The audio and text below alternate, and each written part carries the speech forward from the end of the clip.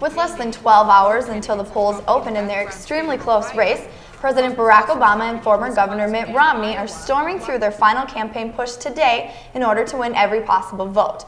Both candidates say the winner will be decided by who can get the most supporters to the polls. Good evening, I'm Courtney Oliver. And I'm JT Petsch. Welcome to the James River Valley Report.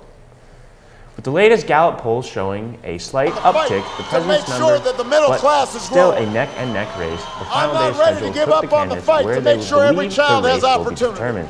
Romney is in Florida, Virginia, and New Hampshire, while the president was in Wisconsin and then moves on to Iowa. Some pundits are predicting Ohio will determine the future occupant of the White House and will host both candidates in Columbus this evening for rallies only 7 miles apart. So far, about 30 million people have already voted in the 34 states that allow early voting. None will be counted until Election Day ends late tomorrow. More than 3,000 counties across the country are bracing themselves for Tuesday's election, and North Dakota counties are no different. In 2008, nearly 10,000 Stutsman County voters cast ballots, and County Chief Operating Officer Casey Bradley says he is anticipating at least that many and possibly more to turn out tomorrow. Polls open at the Jamestown Civic Center at 7 a.m. and close at 7 p.m. All Stutsman County residents are allowed to vote at the Civic Center. Along with the President, Congress, and ballot measures, District 12 residents will vote to send either Democrat John Grabinger or Republican Bernie Satchram to the Senate, and the Democrats Jessica Hake and Lyle Hansen, or Republicans Alex Luysen and Ken Hall to the State House of Representatives. Residents of Dunn County here in North Dakota are asking for a grand jury to decide if campaign contributions that Governor Jack Dalrymple accepted from the oil industry were in fact bribes for favorable treatment. More than 170 residents signed a petition that could force the Dunn County District Court to convene a grand jury and consider whether Dalrymple should be prosecuted under Class C felony bribery statutes.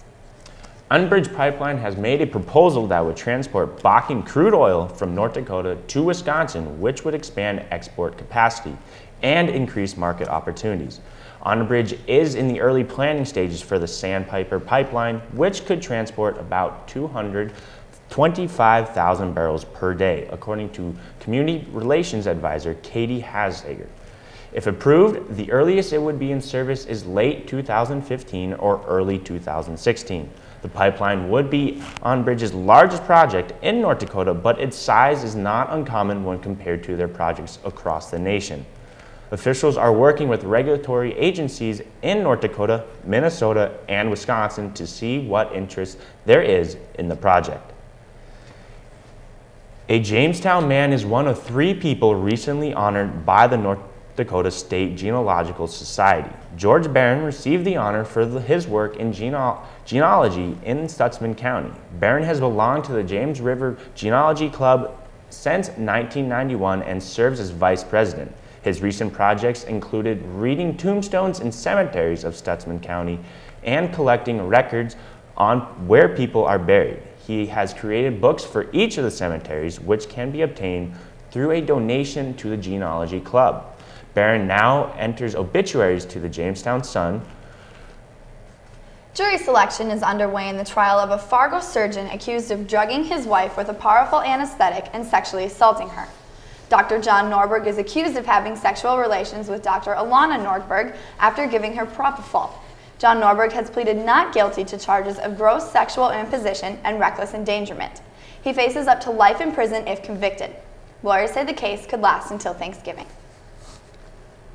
John Deere is making a $20 million investment to expand manufacturing to 100 jobs once construction is completed next year. Groundbreaking for the expansion is set for November 27th, just east of the current plant.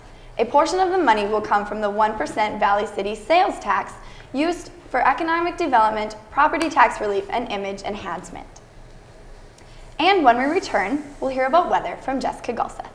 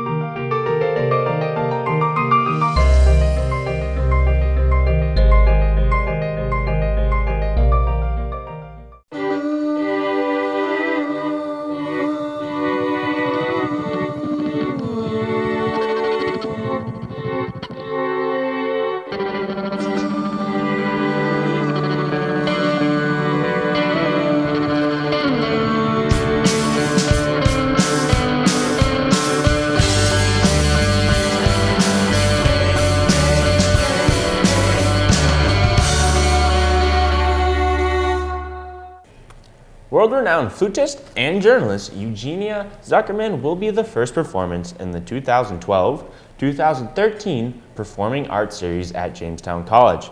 She will begin at 7:30 p.m. Friday, November 9th in the Ryland Fine Arts Center's D. Nault Auditorium.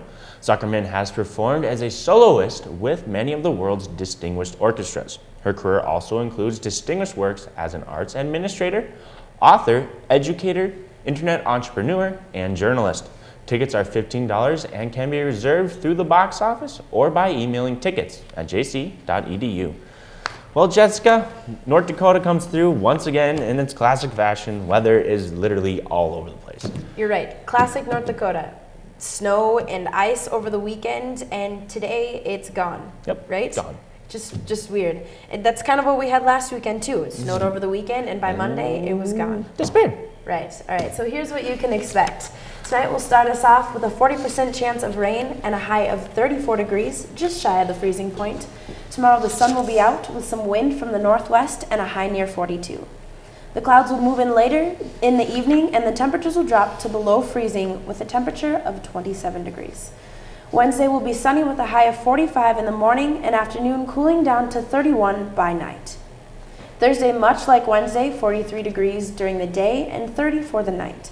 Friday, a few clouds in the sky and a slight chance of rain mixed with snow. A 20 to 30% chance all day and into the night with highs in the 40s and lows in the 30s. The rain and snow mix will carry on into Saturday with a high of 37. Saturday night won't be one for going out. The wind will pick up and the temperatures will drop several degrees to below 20 for most of the night. Sunday won't warm up much either, only about 10 degrees. Well, So cold, snow, rain, classic North Dakota. it's gonna be all over the place, that's for sure. A week after Superstorm Sandy ravaged the northeast part of the country, the transit system in New York City is starting to recover. Trains were overcrowded and lines for the ferry stretched to hundreds of people by daybreak this morning, but the good news travel has been restored. Subway lines connecting Manhattan and Brooklyn have been opened, but officials warn that other tunnels are still underwater. Schools also reconvened today in the nation's largest system. About 90% of the 1,700 schools opened their doors after being closed for the week.